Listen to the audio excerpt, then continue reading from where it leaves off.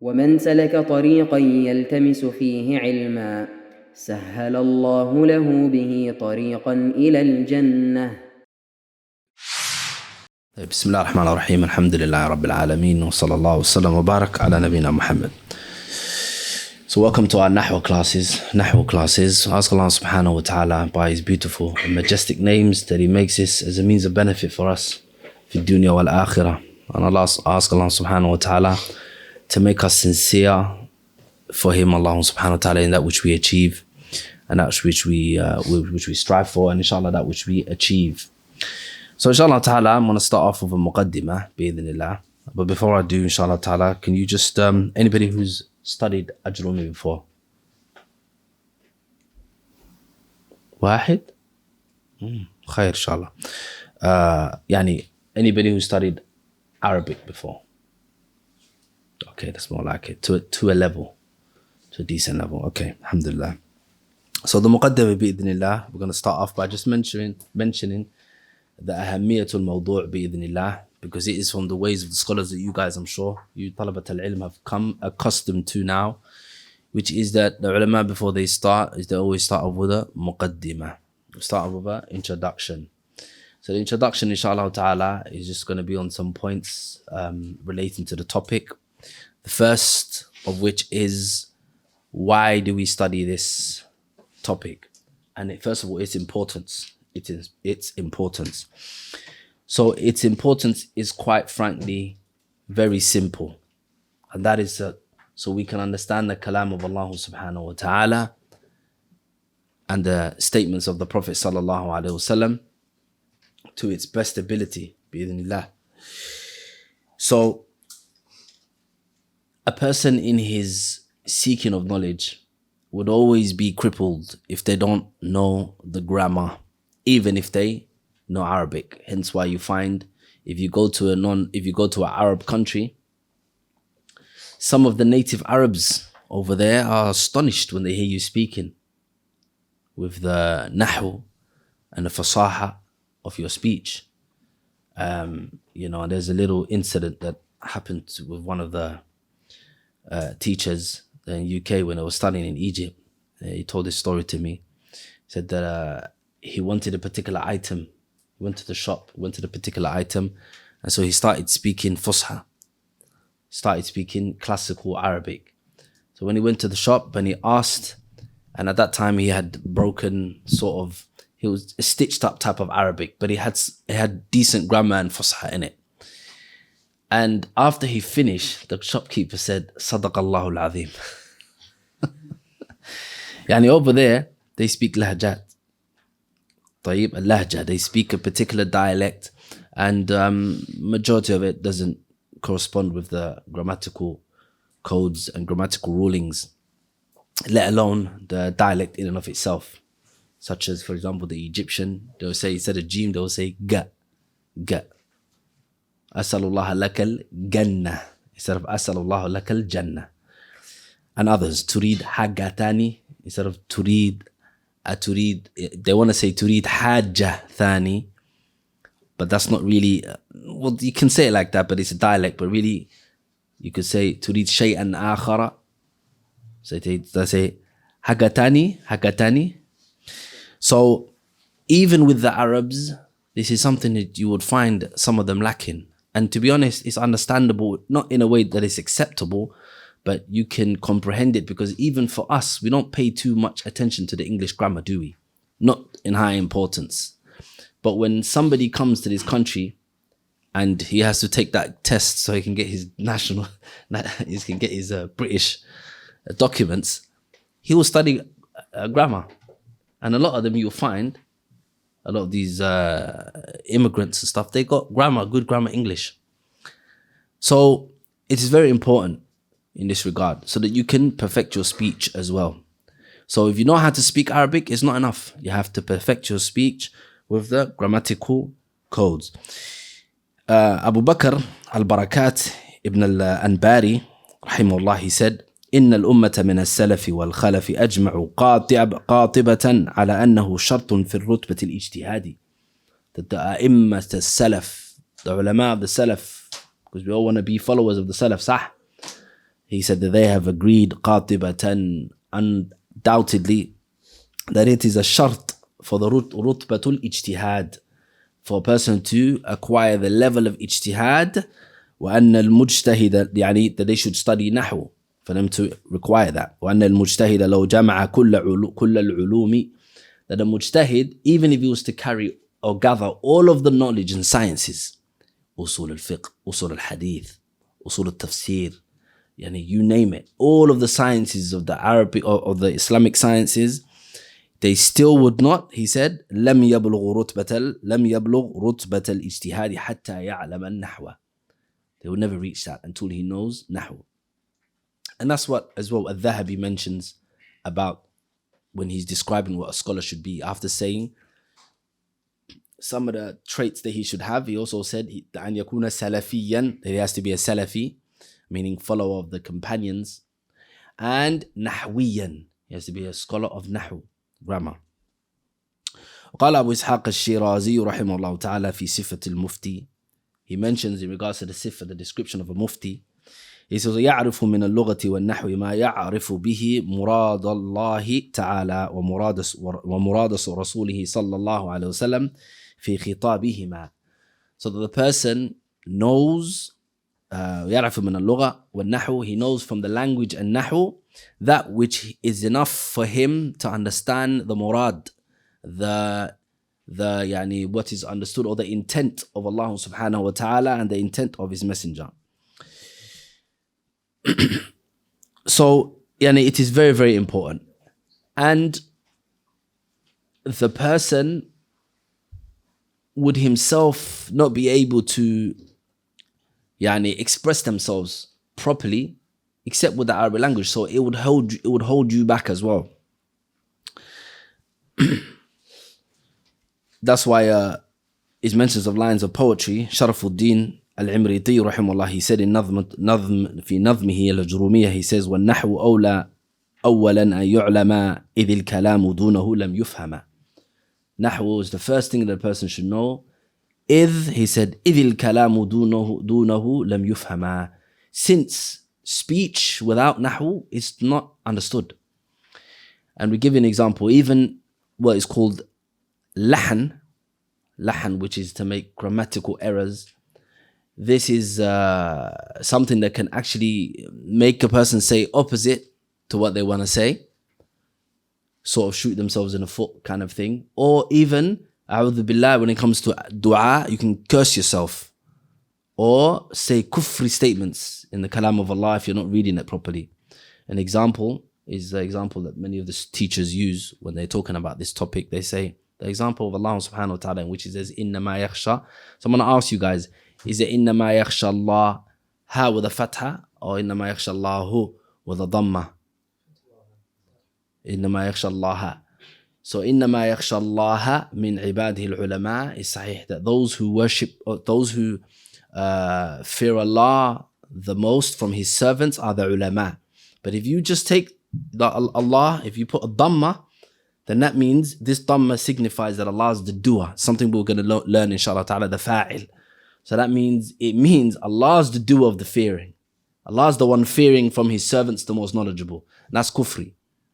طيب, طبعا if the person doesn't understand what he's saying and it's in lahan, or it's a mistake, that's obviously not considered. But the point is, you see how dangerous this is. And if it's in Surah Al-Fatiha, then that salah is batil. Salah is batil. So a person has to learn nahu. And nahu, as it relates to a student of knowledge, is something that's very, very important. ما ينبغي لطالب العلم أن يلحن. The ulama, they mention, is not, although it happens a lot, especially in your infancy, in your first stages of learning, it's excusable. But when you get to a certain degree of knowledge, so then you look back and you've studied all those books of fiqh, all those books of hadith, and you have lahan, now it's not acceptable. How did you study all of those books, yet you are lacking in or having lahan? And lahan could happen. Even some of the scholars till today, like slips of the tongue could happen. But even that, and inshallah we'll mention some narrations, even that is frowned upon and looked down on. I'll give you one in particular. In Sahih Muslim, Aisha radhiyallahu anha, she had two of her great nephews, which was the lineage of Abu Bakr. So they were talking to each other, and one of them, he had alhan, he had lahan, he had the grammatical errors. He wasn't speaking, basically, it's like the equivalent of broken English. Because that's what it sounds like. When a person's doing lahan, it sounds like broken Arabic.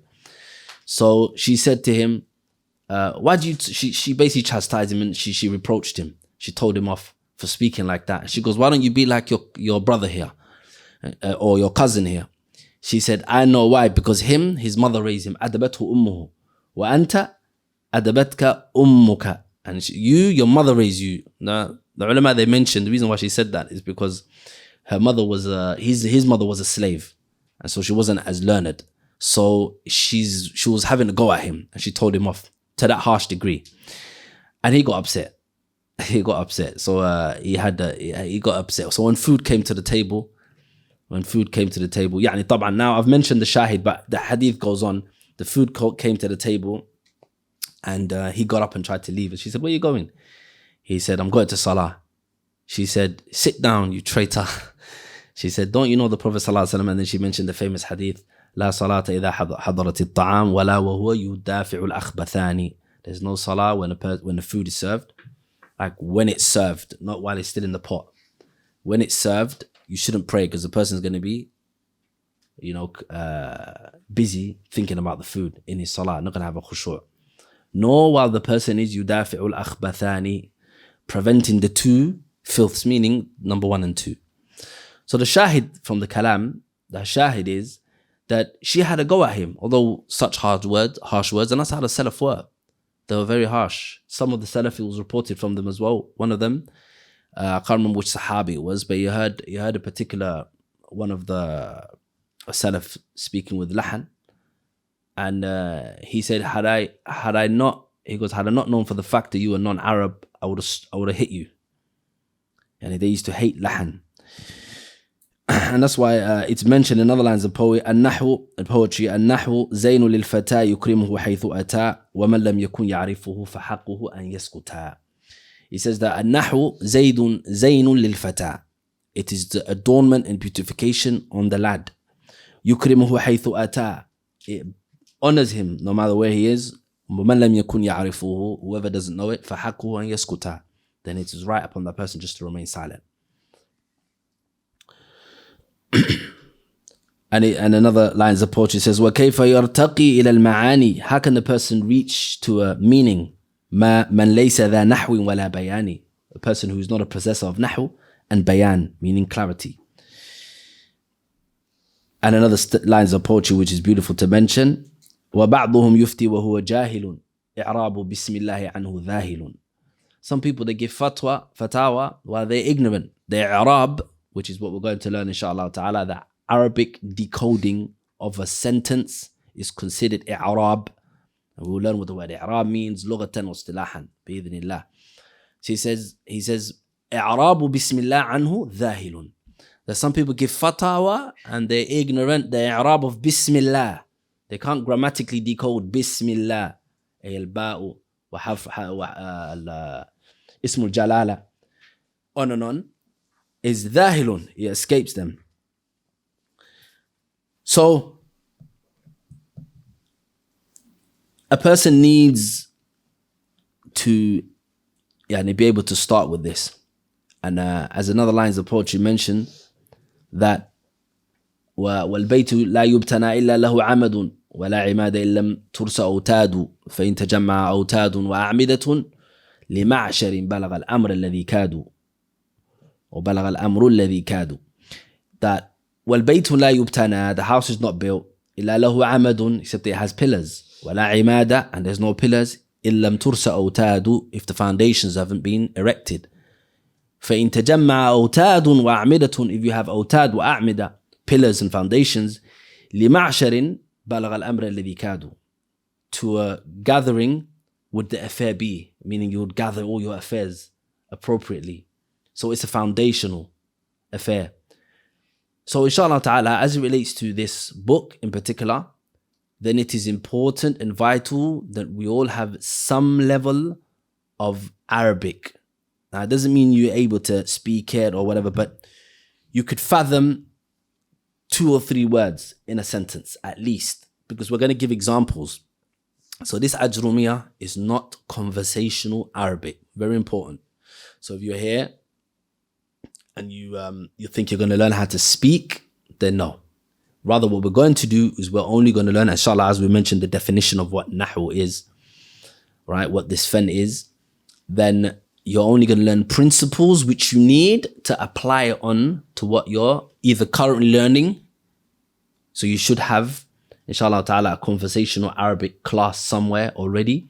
So you can, smack it onto that and kind of use it as a support.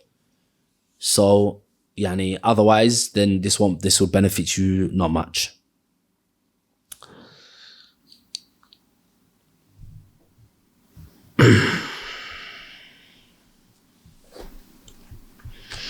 طيب. So now move on, inshallah ta'ala.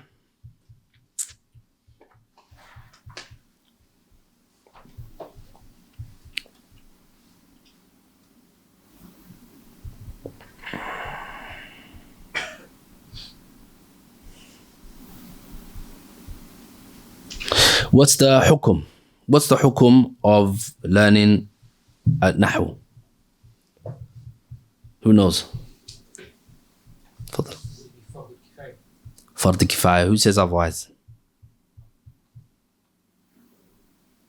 There's khilaf with the ulama basically, but the correct opinion that it is fardu kifaya, although it can vary. So for a person it can be muayyan, it can be specifically obligated upon them. Shaykh al-Islam ibn Taymiyyah, one of his opinions, there's another opinion as well, but one of his opinions is that he says that it is obligatory for the person to learn Arabic, and within Arabic is Nahu. So that means it is not wajib ala al-a'yani.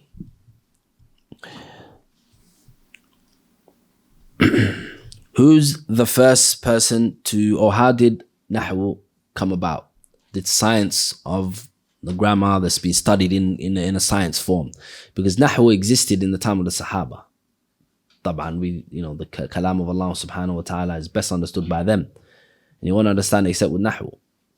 And the Arabs, they were dha fasahatin wa balagha. They were people of elucidation in terms of speech and bayan, they understood the murad.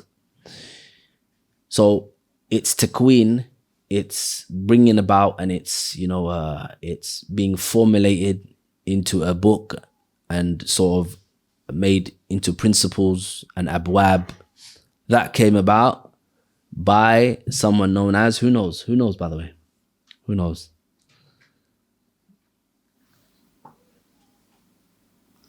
فضل عماد. I know you want to say it. Huh? لا, قبل السيبوي. The Sibawayh is شيخ النحو, but he's not the مؤسس. نعم. أبو الأسود الدؤلي. And he did it on the command of who? Ali ibn Abi Talib, Amir al-Mu'mineen. And why was it called Nahwu? It was called Nahwu because first, if we take the meaning of the word Nahwu has quite a few meanings. It has like 7 meanings. One of them is Jiha, Nahwa al-Yamin, right? Nahwa Bayt al-Maqdis, it can mean like a direction. It can mean like a guidance or following of. So for example, you say, فَقُلْتُ نَحْوَ مَا قَالَ. I said, like of what he said.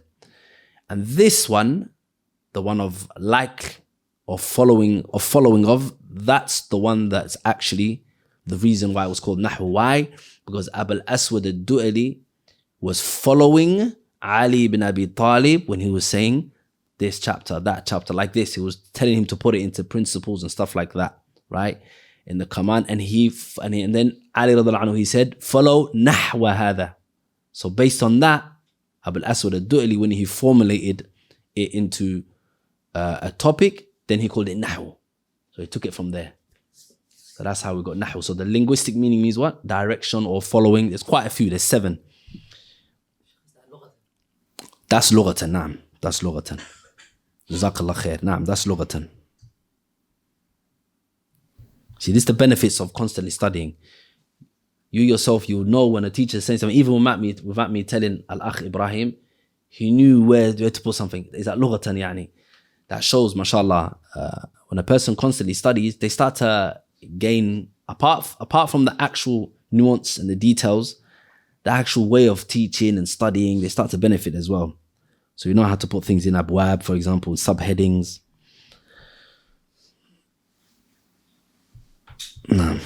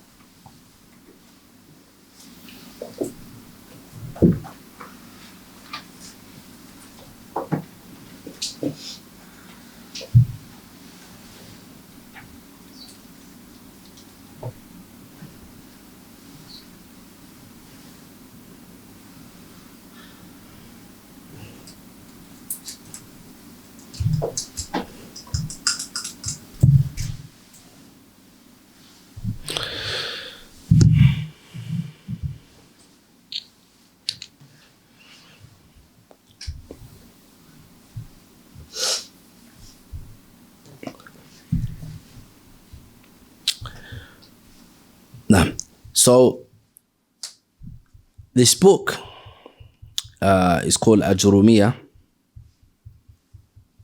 and it's called Ajurumiyya due to the author's name. And it is one of the most recommended books on beginners level of grammar. Up until the scholars of today, like the likes of Ibn Uthaymeen, they highly recommend this book. And one of the reasons why is because it has easy understanding. It's easy to understand.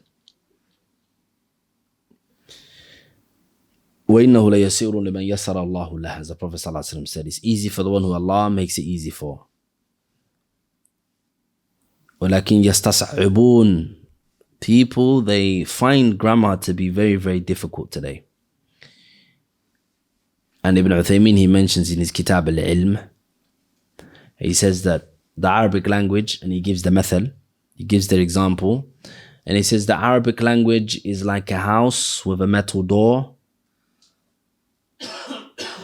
And he mentions words to the effect of getting in is quite hard, but once you're in, it's easy.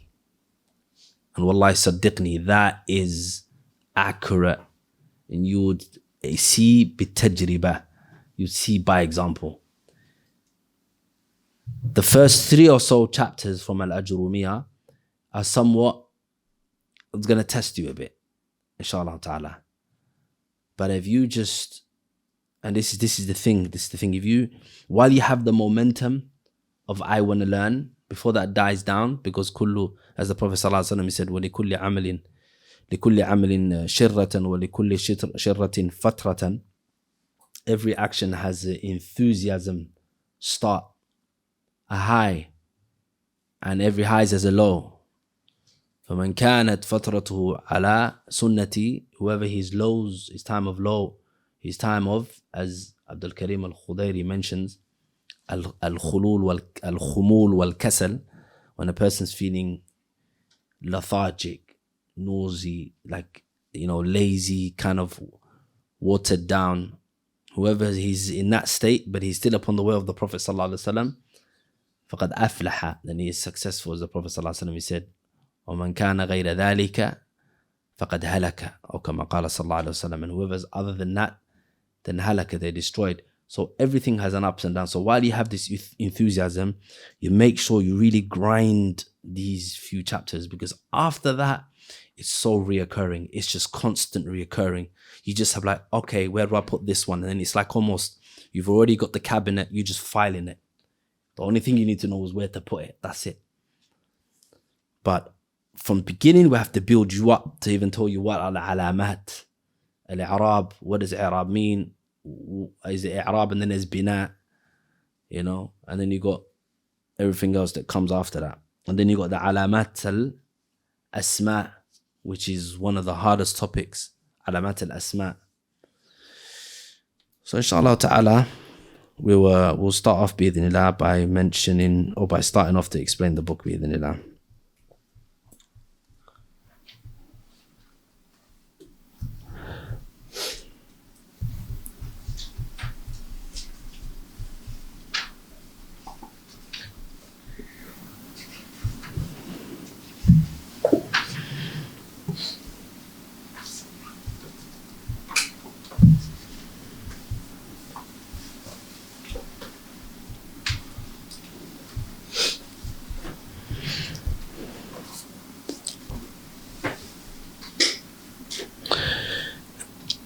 So what's the first chapter? It says Al-Kalamu, sah? Naam. So the Shaykh, he mentions Al-Kalamu. Speech is huwa al-lafdhu al-murakkabu al-mufidu bil-wad'i. So he says speech is. So the first thing to know, inshallah ta'ala, is that we're talking about what speech is in the nahwiyin, according to the grammarians. This is very important, because speech has different definitions according to the person, for example, or according to the science. So in the lughawiyin, what you're going to find, which is speech here, some things could be different. In the lughawiyin, the linguists, the ulama of language. But the ulama of grammar, they define speech to be different. He said, huwa al-lafdhu, it is a lafdhu. And a lafdh is a word. Al-murakkabu al-mufidu bil-wad'i.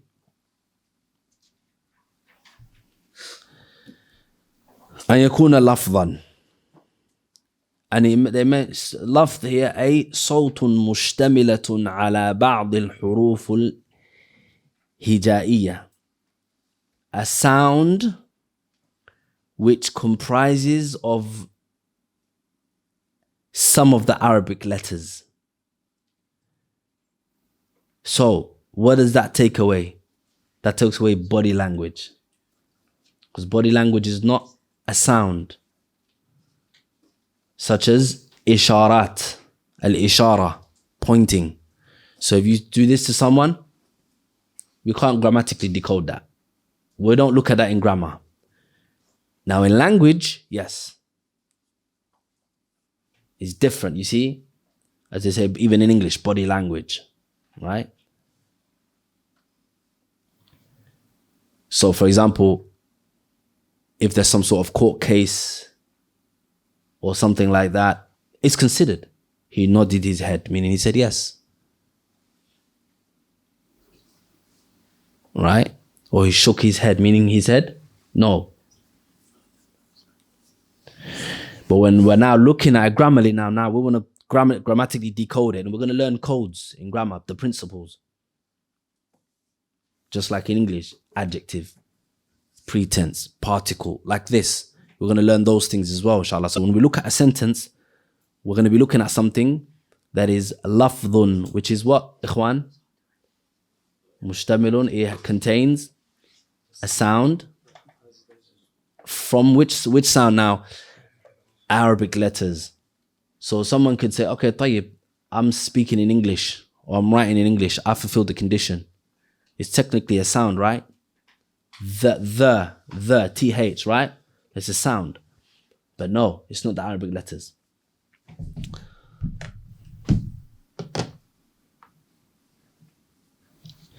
Then he mentions اللفظ المركب. المركب meaning أي مؤلف من كلمتين أو أكثر. Meaning, and murakkab means compounded of. It contains, or it's compounded or consists of كلمتين أو أكثر. كلمتين أو أكثر, 2 words or more. So if it's one word, then it's not considered kalam according to who? The grammarians. According to the grammarians. It's very important. Okay, ikhwan, listen to everything I'm saying, inshallah ta'ala, because we're going through a journey. According to who? According to the grammarians. Because later on, everything is going to add up, bi'idhnillah. It is what? كلمتين أو أكثر. Like, for example, لو قلت مثلا, if you said كتاب, he said al-kalam.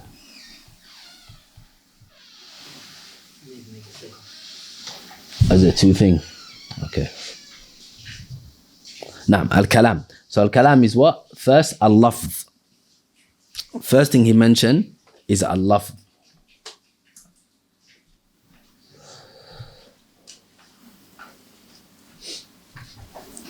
Al-lafz.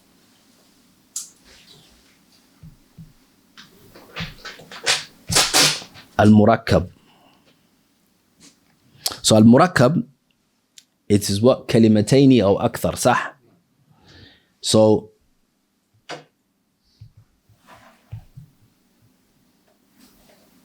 is this considered speech according to the grammarians?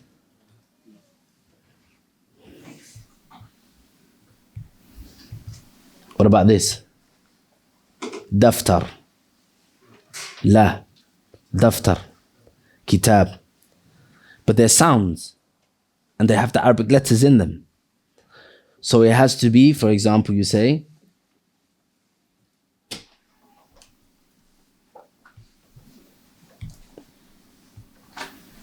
هذا كتاب. I think I'm on the wrong pen, isn't it? نعم. هذا كتاب. Now, this is 2 words. هذا كتاب. So it's considered, now we can grammatically decode it. هذا مبتدا وخبر and on. علامة الرفع الضمة الظاهرة على آخره. So أستاذ, معلم, these are all just words. تنظيم, دراسة. So it's not كلاما عند النحويين. Now, murakkab though, don't be confused, and this is a good tanbih to add on. Murakkab is of 2 types, حقيقة وتقديرا.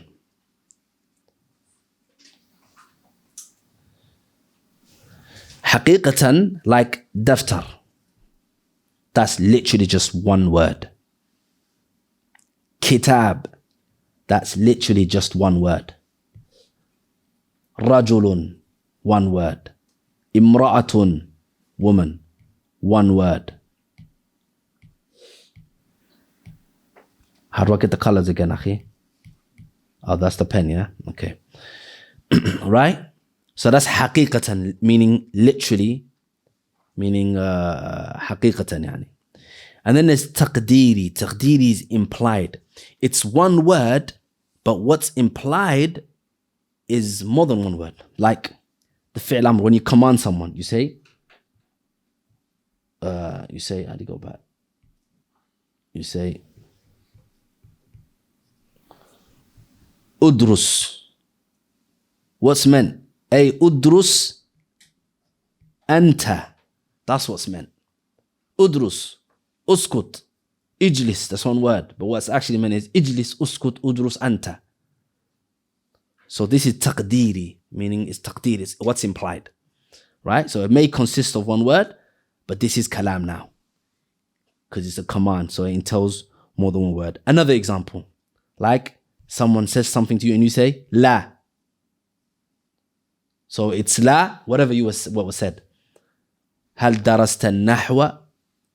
Have you studied نحو? تقول لا, meaning لا ما درست النحو, meaning no, I haven't. That's what's implied. So it's one word, but it's تقديري. What's implied is more than one word.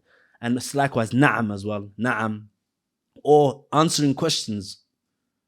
For example, Muhammad. Some say من هو? Who is he? You say Muhammad. معنى هو محمد. Okay, ما اسمه? You say محمد. يعني اسمه محمد. فهمتم؟ Okay. من أين أنت? And you say Somal. يعني أنا من الصومال. That's what's implied. All of those, that's what's implied. Someone says, are you Muslim? تقول نعم. بمعنى نعم أنا مسلم. Oh no. So those are تقديري. So if you find it in the books as you're doing grammar, you can grammatically decode it. You can say نعم, and then you say وكلام تقديري أي and نعم whatever, and carry on. You can grammatically decode it. فهمت؟ يرحمك الله. هذا مش يعني مفهوم؟ طيب. So لفظ, he said الكلام اللفظ المركب المفيد. This is very, very important. المفيد. مفيد meaning المفيد. المفيد meaning beneficial. It has to be beneficial. And what they say, some of the ulama, they mention in the definition of beneficial, أي يحسن السكوت المتكلم. يحسن السكوت المتكلم, meaning it is sufficient or it is okay for the one who's speaking to then remain silent. So he says something and it's لفظ that has a مشتمل من الحرف والحروف الهجائية. It has letters and it comprises of the Arabic letters. So it's not, for example, Urdu, which has some of the Arabic letters and others that are Urdu, letters of Urdu, right? Or Somalis, I don't know if you guys know the history. We used to actually write in Arabic before the kuffar letters came. Sah? So, and our pronunciations is exactly the huruf, the makharij of the Arabic letters. So it is sound, but it is Arabic. It has to be Arabic. And here, Arabic letters, what would cancel Somali and Urdu is the next one after Mufid, and we'll mention it, inshallah ta'ala. It shows you the scholars have, when they mention definitions, it's very important. They cancel out everything. In fact, some of the scholars, they mention the benefit of the definition is just so other things don't come in. Cancels out everything else. So Mufid is what? يحسن السكوت المتكلم. It is sufficient for the one speaking to remain silent. So now he said something and it is enough. أي لا تنتظروا شيئا آخر. Meaning you're not waiting for him to say something else. Example, a person says جاء and then just remain silent. You're thinking جاء who? جاء من? Who came? جاء means he came. Or came, you say came. Came, what? Who came? Right? Even in English language is like that. For example, you say he did, and then he did what? So يعني ليس كلام عند النحويين. It's not كلام عند النحويين, meaning it's not mufid, it's not beneficial. It's not mufid, it's not beneficial. Because the person who is, we mentioned the person who's listening, he's still waiting. So the one that's beneficial is يحسن السكوت المتكلم. It is okay and it's all right and it's plausible for the one speaking to then remain silent. Yani, so that the one listening is not waiting for anything else. And remember, it has to have the previous conditions as well, meaning comprising of what? كلمتين أو أكثر, 2 words or more.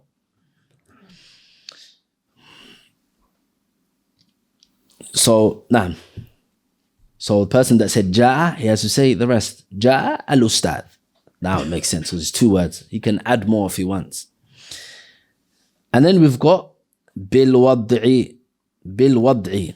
The next condition, which is the 4th and final condition of what a kalam is. بالوضع. بالوضع. Meaning, الوضع is a placement or something that is introduced. Meaning, it is أن تكون ألفاظ مستخدمة عند العرب والكلام مستخدمة يعني عند العرب, meaning العرب هم الذين وضعوا هذا. They're the ones who introduced, and so it's meaning it's the words and speech of Arabs. So now that cancels out all of the other languages that may have the certain makharij, like Somalis or Urdu, the Urdu language, because when you look at it, it has the actual letters and sounds, and it sounds Arabic.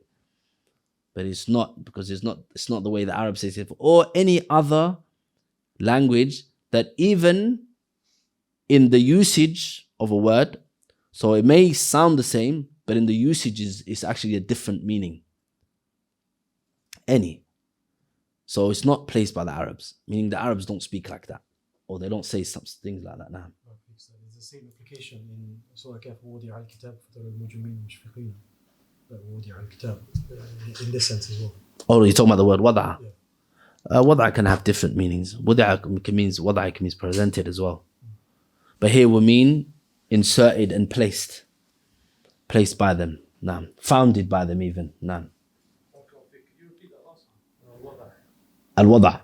Naam. So it is أن يكون الألفاظ مستخدمة في الكلام ألفاظا عربية. نعم. مستخدمة في الكلام عند العرب. I'll just say عند العرب instead. أن يكون الألفاظ المستخدمة عند العرب والكلام عند العرب. نعم. So that takes away French, English, even more.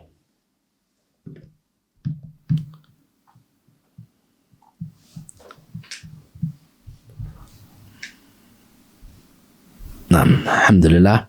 So that now does it for the first chapter, which is Kalam. Okay, who can remind us? What are the 4 conditions?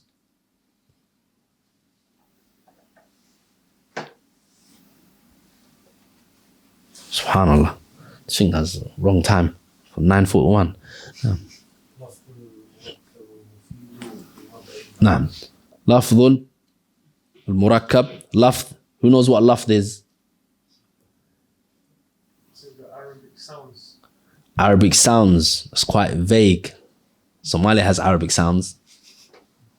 No. Arabic letters. Even English can have Arabic sounds. Some words. It has to comprise, it has to be sounds, so that takes away body language, comprising of the Arabic letters. And then lafdhul murakkab. What is murakkab, ikhwan? 2 words or more. 2 words or more. And which murakkab is the one we're not talking about? Which one is the murakkab? Al-haqiqi. Al-haqiqi, the actual murakkab one. Okay? And then, we're talking about murakkab haqiqi. That has 2 words. So don't fall for the trap of misunderstanding words like, if you go back to murakkab, for example, qara'na. Qara'na actually, because in the Arabic language,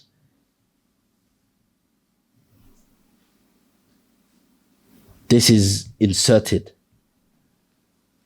So it means this is we, this is read. So it's 2 words, we read. And that's why you find there's, subhanAllah, this is how rich the Arabic language is.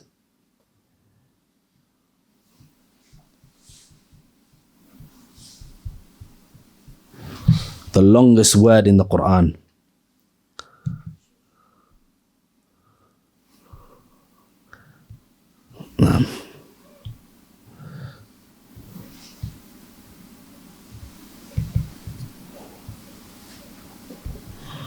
فَأَسْقَيْنَاكُمُوهُ.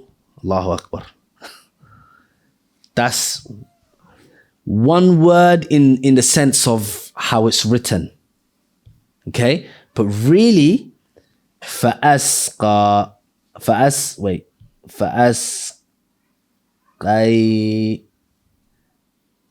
And then أسقينا نعم. This is separate. This is separate. نعم. This is separate and this is separate as well. And this one is another word too. So it comprises of 1, 2, 3, 4. فأسقيناكم أي سقى يعني to quench the thirst of. أسقينا we. أسقينا we. So we quenched. Ku for you. Mu it. We quenched the thirst. We quenched you of it. Basically all of that. So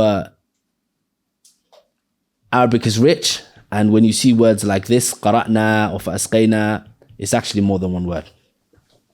But you will learn each one. We're going to learn what this is. Okay? So this will be a fi'l. This will be a fi'l. This will be a dhamir. This will be a dhamir muttasil.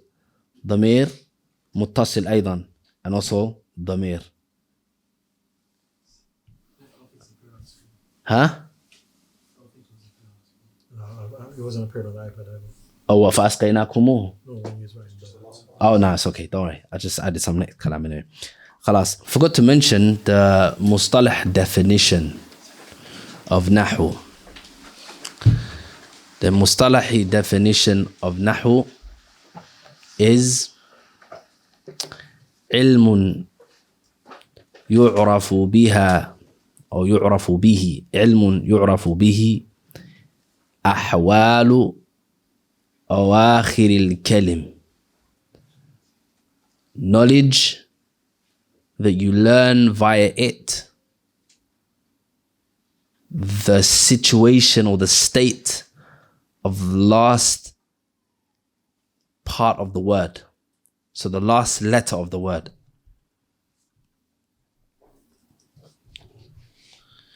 So here, if you look at the board, so there are quite a few sciences when it comes to the Arabic language. So there's the Arabic language in terms of speaking, and then you can learn the grammar. Actually, put speaking aside, because the grammar, the sarf, what I'm about to tell you, all of that comprises of then enables you to speak. So you got grammar, then you got sarf, then you got balagha. Grammar, nahu, sarf, or balagha. Nahu, grammar. Sarf is the morphology, the forming of the verbs, verb conjugation. And then balagha is eloquence. And that is styles of speech and rhetoric and stuff like that. And bayan, clarifications and stuff. So, النحو is علم يعرف به أحوال أواخر الكلم. So, for example, we got جاء رجل. Okay, we're going to be studying this from the word جاء, that last word, جاء رجل, and we're going to also look into that, which is the last letter and the state that it's in. Okay? So you say ذهب, okay, خالد. We're going to study ذهب, that last letter, and that last letter. So that's what grammar is going to be looking at. Why? Why is it ذهب? Why isn't it ذهبوا? Why isn't it ذهبي? Why is it خالدون? Why isn't it خالدان or خالدين? Or خالدة? Or خالدي? Or خالدو? Or Khalid with a sukoon? Why is it not any of that? Or when is it like this and when is it like that? Because sometimes it can alternate. That's what we're going to study, the end. Awakhir is qawaidun, is we're going to learn the principles. You can instead of saying ilm, I think what's better to say is qawaid. Qawaidun, principles.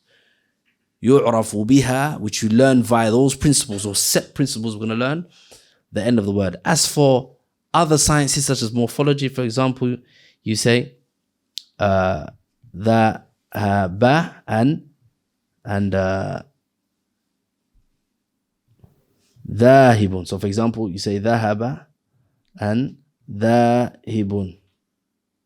Okay? Or you can say قتل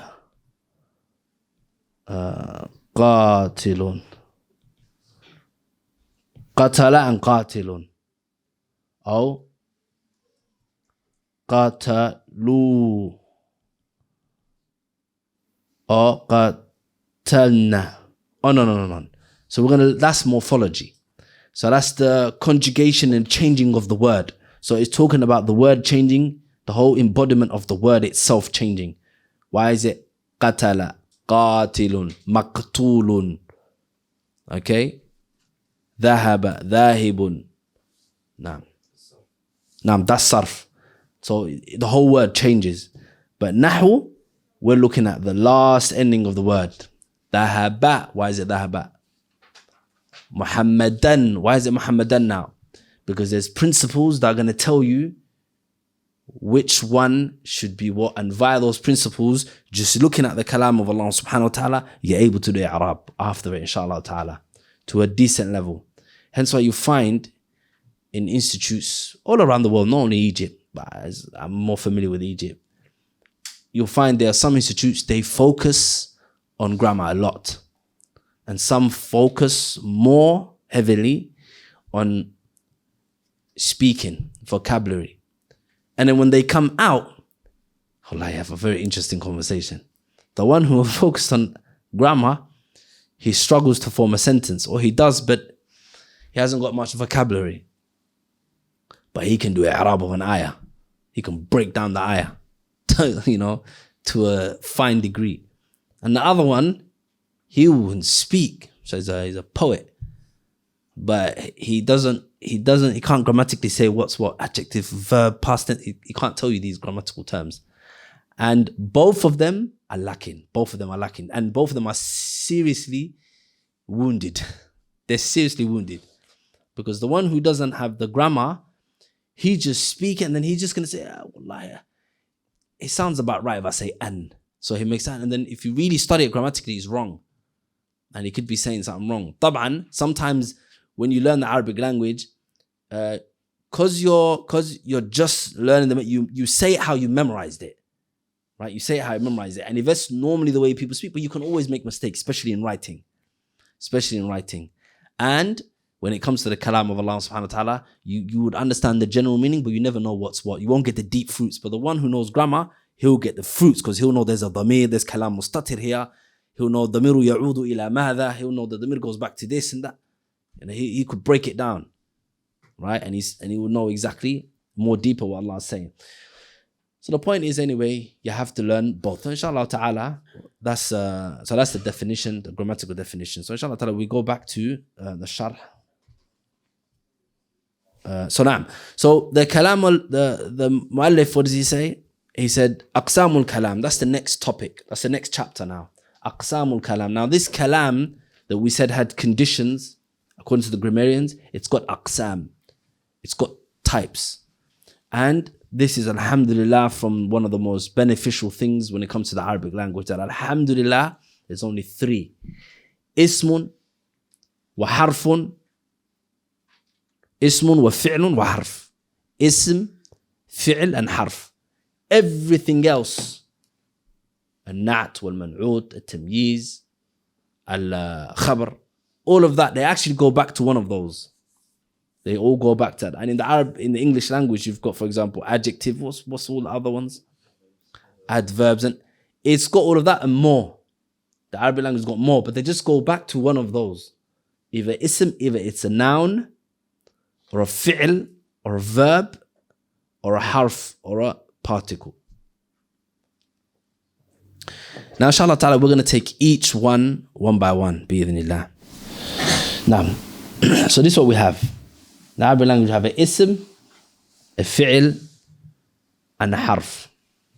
But notice the mu'allif, he says, وَحَرْفٌ جَاءَ لِمَعْنَى. صح? That's what he says on the matan, right? He says, وَحَرْفٌ جَاءَ لِمَعْنَى. And it's very important, but inshallah we'll explain why he said that. Now, what is the ism? أولا, what is the ism? Ism معناه كلمة. It is a word. دلت على معنى, which points to a meaning. في نفسها in and of itself. Okay? وَلَمْ تَقْتَرِنْ بِالزَّمَانِ, and it's not connected to a time. I repeat. A noun, by definition, it's a word دلت على معنى, a word that has a meaning, it carries a meaning. في نفسها. Now, this is the second, so you have to separate the two. Carries a meaning, and في نفسها is the second. So if you write one on دلت على معنى, carries a meaning, that's number one. في نفسها, in and of itself, two, meaning it doesn't need no external help. In and of itself, this noun, this ism has a meaning. I will mention examples. وَلَمْ تَقْتَرِنْ بِالزَّمَنِ, that's three. And it's not connected to a time frame. For example, if you look at the amthila on the board.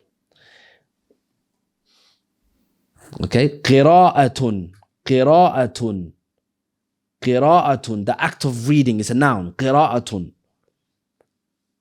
عِلْمٌ is a noun. It's a name of something. كَوْكَبٌ, which means a star, is a name of something. Dirasatun. Now these are names. So number one, dallat ala ma'na. They point to a meaning. So it's not alfaz mujarrad. It's not just mere letters. Fi nafsiha, in and of itself, meaning if I just say al-ilm, khalas, you understand something. And the ulama, the way they like to explain it is they say, if you say the word, close your eyes, say the word, does something pop up in your mind? Then that means it's a noun, it has a meaning. You say, close your eyes, ma, water, thawb, right? You get something in your mind, it's a picture, you get a surah in your mind. Then that means it's a noun. في نفسها, meaning in and of itself. ولم تقترن بالزمان, and it's not connected to time. Meaning when you say this noun, it's not connected to a time. So you say Muhammad. Muhammad's not a past tense or future or present tense. كوكب, dirasatun, it's not past, present or future, right? It's just a mere noun. دلت على معنى في نفسها ولم تقترن بالزمن. فعل now, moving on. فعل, a verb in the Arabic language, it is كلمة. Now there's some differences here now, pay attention. كلمة دلت على معنى في نفسها, same thing. It's a word that points to a meaning in and of itself. وَاقْتَرْنَتْ بِالزَّمَانِ, this is the difference. And it is connected to a time. So, darasa, when you say darasa, you understand something. He learned. يَدْرُسُ, he is learning. Udrus, the command that you command someone to learn. So, darasa, he is learning, that's a meaning. في نفسها, in and of itself, it doesn't need external help. You don't need external help to understand that. It means darasa, he's learning. وَاقْتَرْنَتْ بِالزَّمَنِ, and it's connected to a time. It's connected to a time frame. Darasa is madi, which we'll learn inshallah ta'ala, past tense. يَدْرُسُ is mudari', future or present, depending on the context. Udrus is the command.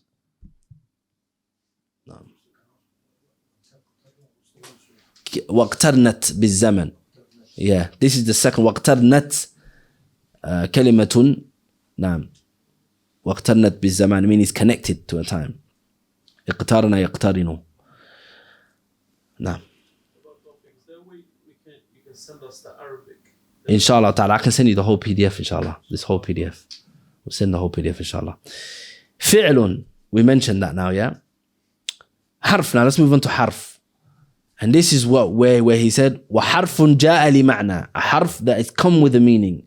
Because a harf is, now, some of the ulama, they like to say, it is مَا لَيْسَ فِعْلٌ وَلَا ism. Shortcut. That which is not an ism, which is not a noun, that which is not a verb. Khalas. Because there's only three, right? In the whole Arabic language, there's only ism, fi'l, or harf. Everything goes back to adjective, all this stuff, pronouns, they go back to it. And you'll know, inshallah, which one's the which. Or the smart technical way of saying it is كلمة دلت على معنى في غيرها.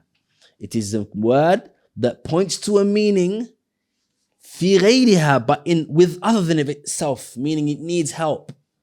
So you say, for example, min.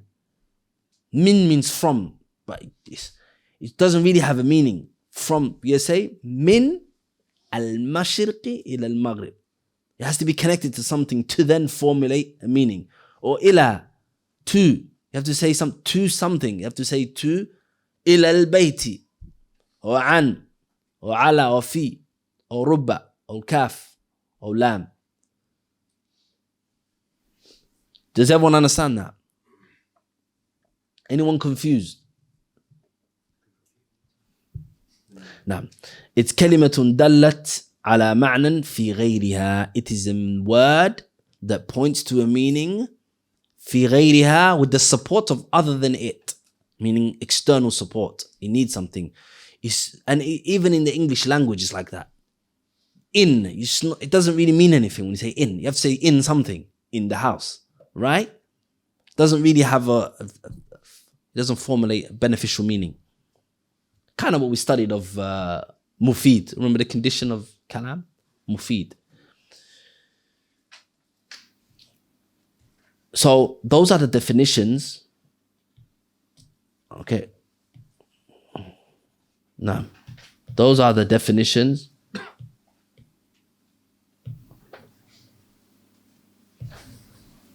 Now, what is that? Is that a rubber? What is that? I think it's the way you add up. خلاص. Now we move on, inshallah ta'ala, to talk about fi'l.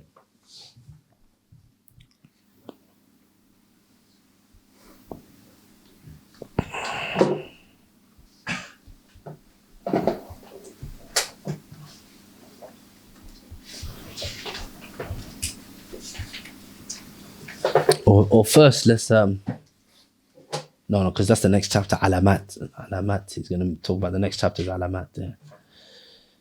Now, so.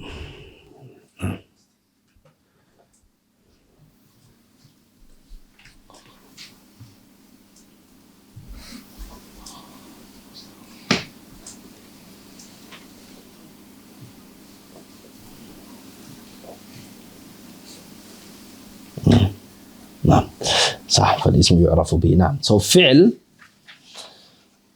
fi'l is 3 types, as you can see on the board. You got madin, which is past tense, like kataba, he wrote in the past. Kataba ay kataba huwa, meaning he wrote. Kataba Muhammadun ad-darsa. Muhammad wrote the dars. Adhana Khalidun al-adhana. Khalid adhana, in the past called the adhan.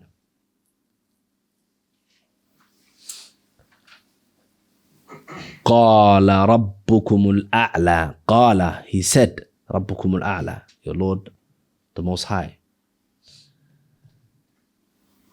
Then you got mudari'. Now mudari' has 2 meanings. It can be future or present. It can be future or present, depending on the context, i.e. depending on the usage. So here, for example, لاحظوا, pay attention. If you look at the word yaktubu, I could say huwa yaktubu ad-darsa. He is writing the class, meaning the notes. He's writing the notes. Now, this could be now. He's doing it now. Huwa yaktubu ad-darsa. And I could elucidate that by saying al-ana, now. Or I can say هو يكتب الدرس غد, tomorrow. Do you get it? So it can mean هو يكتب الدرس, he is يكتب. Or for example, someone says, for example, أين محمد? هو يقرأ, he is reading. What's the context here now? Is this past? So is this future or is this present? Present. Why? Because of the su'al. Because of the question. Where's Muhammad? Hey, bima'na, where is he right now? So when you say yaktubu now, we know yaqra'u, he's reading now. ماذا تفعل غدا? What are you doing tomorrow? أسافر. I'm going to travel. So we know, because of the question asked about a future tense, he answered with the mudari'. So again, it depends on the context.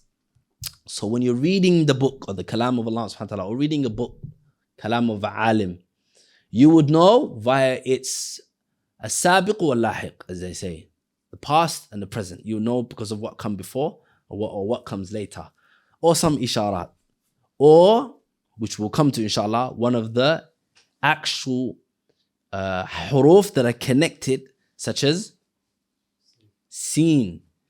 The seen is connected, like sawfa yaktubu huwa. If you look at the board, huwa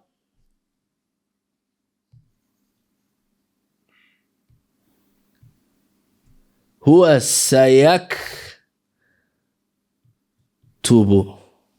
Huwa sayaktubu, he would write. As Allah said, sayaqulu as-sufaha min an-nas ما ولاهم عن قبلتهم التي كانوا عليها. سيقول, they will say, السفهاء, the foolish ones will say. Or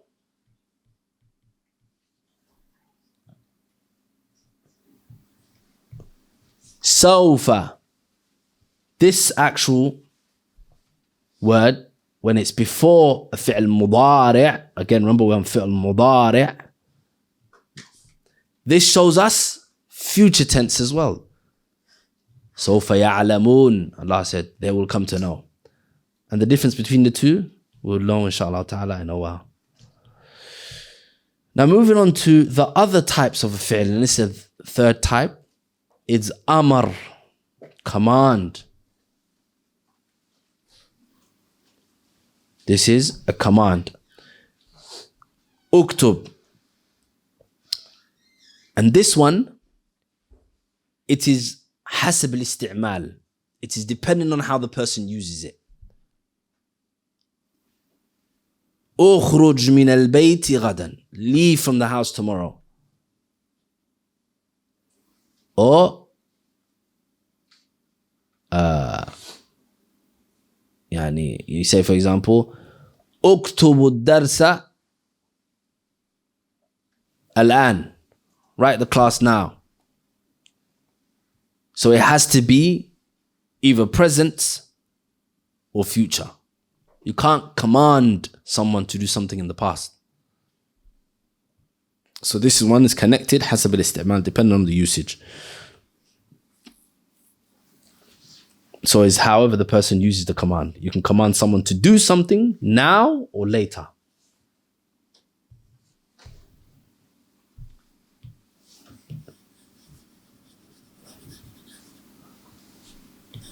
Now moving on inshallah ta'ala. As for harf,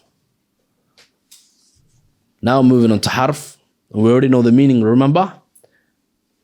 He says جاء لمعنى, صح? Is كلمة دلت ماذا إخوان؟ على معنى في غيرها.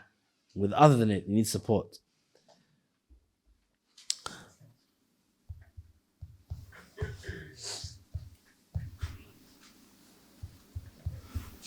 The aqsam or the types of huruf,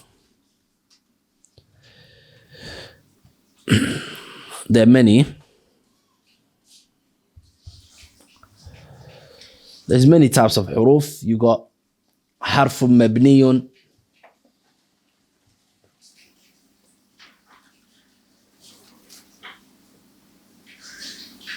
نعم.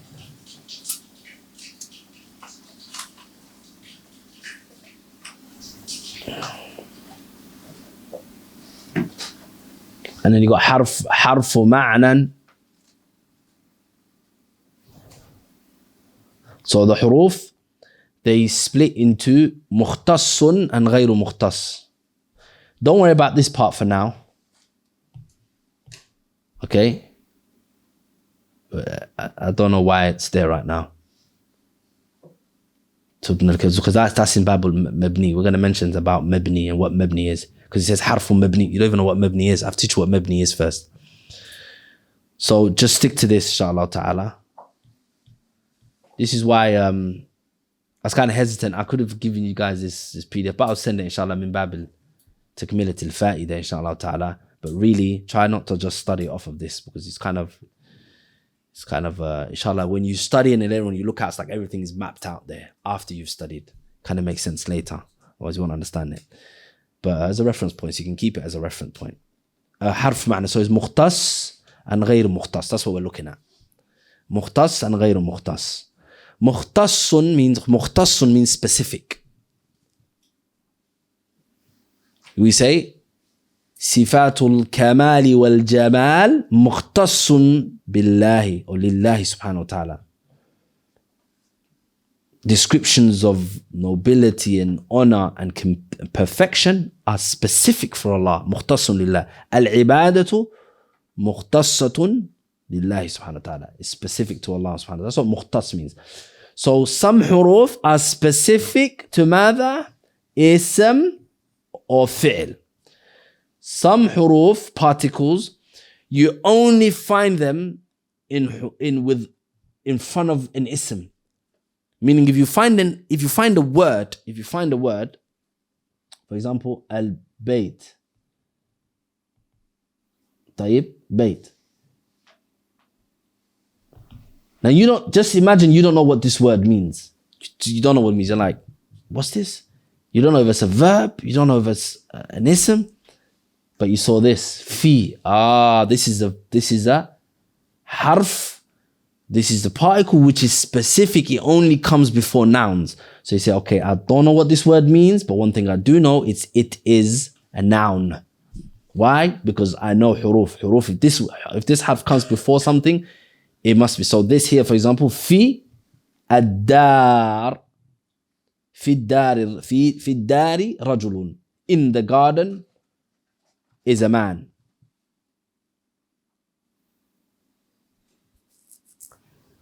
So like fi, for example. Okay? We're going to mention more examples and everything, right? And we're going to really, really go into detail. But right now we're just mapping out everything. And then you got those that are specific to fi'l. You would only find them in front of a fi'l. So again, say for example, you didn't know what this word meant. You said, okay, but lam, when lam comes, I know for a fact this has to be a verb. Lam yatakasali الرجل. The man wasn't lazy. ما يتكاسل. He wasn't lazy. ولم يلد ولم يولد.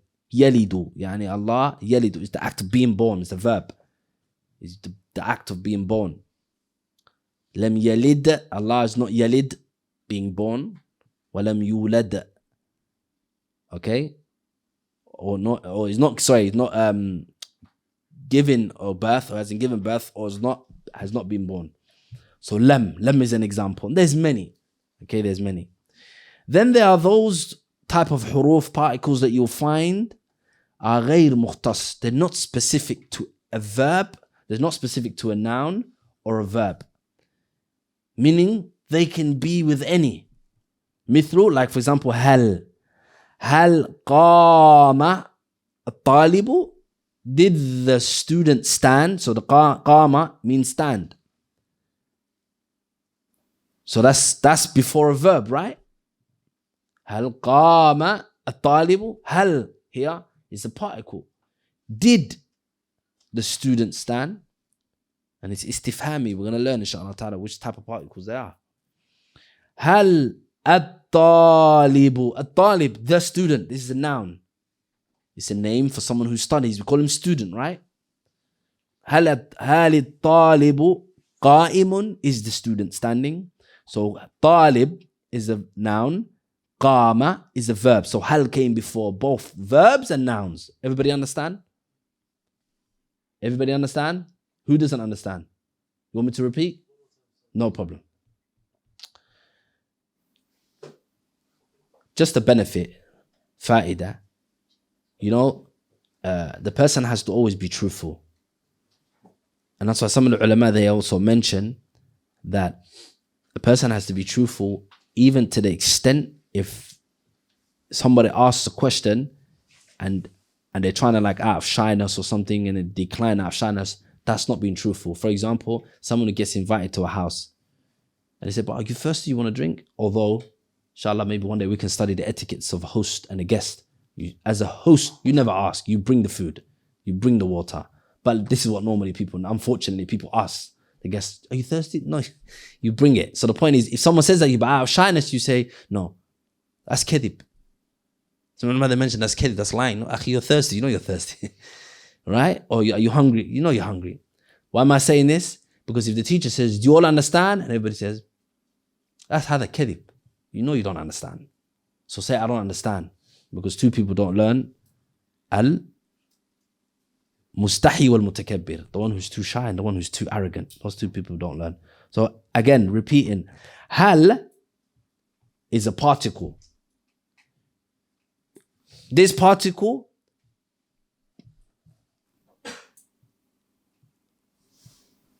inshallah, no problem. Oh yeah, now, naam. If the sisters have any questions, inshallah, they can write it and pass it through the door, bi'idhnillah.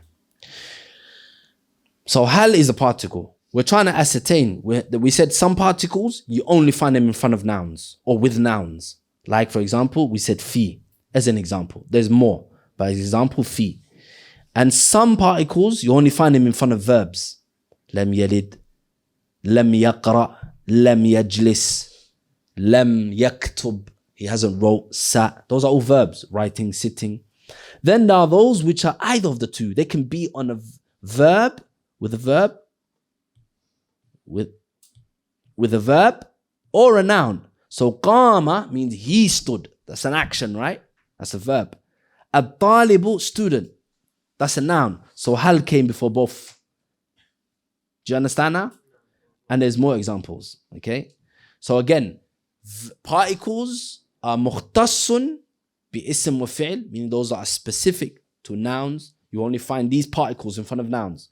And some you would only find in front of verbs. And some غير مختص, meaning either of the two. You can find them either on a noun or a verb. Again, moving on. Okay, so just to let you guys know, we're still painting. We're still just like mapping everything at the moment. Okay? We're going to then learn principles, bi'idhnillah. Now, that's why the Shaykh, he said, جاء لمعنى. This harf, جاء لمعنى. Now, this box here explains to you why. جاء لمعنى. Because there are some huruf, because the word harf can be used to mean actual letters only. Like here. Alif, ba, ta, tha, jim, ha, kha. Those are huruf. حروف الهجائي, alphabetical. الهجائي ويسمى بحروف الهجائي. The alphabetical Arabic alphabets. Those are also called huruf. So we say, for example, حرف با وحرف ميم وحرف لام. Those are actual huruf. Okay? So those are mabni. Those are تبنى الكلمة منه. Meaning the word is built upon these letters. Then there are those which are جاء لمعنى. They come with a meaning. But remember we explained, not in and of itself, meaning with a supporting external thing. It comes with the meaning. So for example, lan is a negation. Lam is a negation. La is a negation. Ma can be used as a negation, wal mawsula and other things as well. And istifhamiyah. Okay? But they're all huruf as well. But look, they have more than one letter. This consists of a lam and a noon, lam and a mim. Okay, lam, mim, alif, lamma, wa alamma, wa lam, walan. Okay, lam and a noon. These are called huruf, meaning particles, not huruf, meaning letters. Okay, so the word harf can be used to mean letters, like alif, ba, ta, tha, jim, ha. And it can be used to mean particles, harf, like lan, wa man, wa min, wa ma. فهمتم? Everybody understand? Everybody understand? أخي تفضل. You want me to repeat? What don't you understand? Which part you don't understand? The whole or? I wasn't talking to you, I'm talking to the brother here. MashaAllah. Jazakallah khair. Akhi. Yeah. The more examples you see. Okay. You see these, what are these? Can you see this alif, ba, ta, jim, ha, yeah? These are letters. So the word harf can mean letters and it can mean particles. So it can mean letters as in actual single letters. Alif, ba, jim, ya, waw, dal, right? That can be considered as a harf as well. We can say, for example, the word harf consists of a ha and a ra and a fa, 3 huruf. Do you get it? Or we can say harf to mean a particle, like fi, which means in. Hal, which means is. Min, which means from. Right? It's particle, but when you actually look at it, it's got more than one letters, but it has a meaning. Do you get it? But this meaning, remember we mentioned the harf meaning when it has a support, then it has a meaning. Ja'a li ma'na. So that's what he means by harfun ja'a li ma'na. Not this type of harf. Because if you just see a ba, imagine you open a page and the whole page is blank, you just see a ba. Does it mean anything? It doesn't mean anything. Not a single meaning, shred of a meaning comes out of that. But when you see fi, for example, if you can't find it here, but I'll write it. When you see fi, this has a meaning, but again, it needs support to further make you understand. Fi what? Fi al-bayt. Fi dar. Do you get it? In the house. But in, it does have a meaning. It has more of a meaning than just a ba, or just an alif, or just a jim. So they're both called huruf. But the point is, one is single letters. The other one comprises of 1 or 2 or 3 letters, but it comes with support, a meaning when it has something supported with it. فهمت أخي؟ هذا واضح؟ نعم. Is there specific numbers of particles? I wouldn't say specific. Well, yeah, I mean, if a person counts it, there's different types. Rather than learning how much there exists, I think the question's asking about how much exists in the Arabic language. Rather than finding out how much there exists, what they do is we section them. Okay? So there's like about 9 types. So you got huruf al-jar, which we're going to learn soon. You got huruf al-atf when we get to the chapter of al-atf. Huruf al-nasb, huruf al-jazm, huruf al-nasikh, huruf al-masdariyah. Okay, you got huruf al-istifhamiyah, and on and on. Like that's to ask questions. So one is to ask question, one is atf. And you will learn what all of that is. Huruf al-jawab, huruf al-nida, like ya Muhammad. That's huruf al-nida, the harf of calling. Okay, so there's different type of huruf. So instead of like maybe trying to find out all the huruf, we just section them and you know which one's which, inshallah ta'ala. Now we're moving on, inshallah ta'ala. How long we've got left? About 5 minutes? Okay, I think we should stop here because in next week's one, inshallah ta'ala, we're going to move on to alamat al-asma.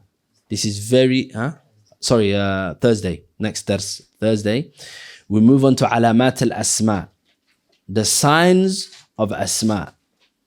Okay, alamat al-asma. And then inshallah ta'ala, we'll move on. Before that first, we mention alamat al-jar. Alamat al-af'al. What are the signs of a verb? So when you're looking at the Arabic language or a book or something, you're going to identify how you know something's a verb, and how you know something's a noun, and how you know something's a harf. Okay? Because there's signs that it comes with. Then we move on, inshallah ta'ala, to alamat al-asma bi'idhnillah. Naam. Then we're going to move to Bab al-i'rab. Bab al-i'rab, then mabni. Bab al-i'rab is the hardest one. You guys have to be here, Bab al-i'rab. This is the one where you grind literally the juice out of, the ajrumiyah. Because if you get this, Inshallah ta'ala, everything else. And we, inshallah ta'ala, we're going to explain it in a very, very, very easy way. You know, a very, very easy way, bi'idhnillah, that it's going to make it very, very simplified. Because the way it's normally explained is quite hard. It's quite hard. And I'll explain and you'll know, inshallah ta'ala. Because I've learned both ways. The hard way and then the easy way. And subhanAllah, it's a very, very big difference. No. Any questions?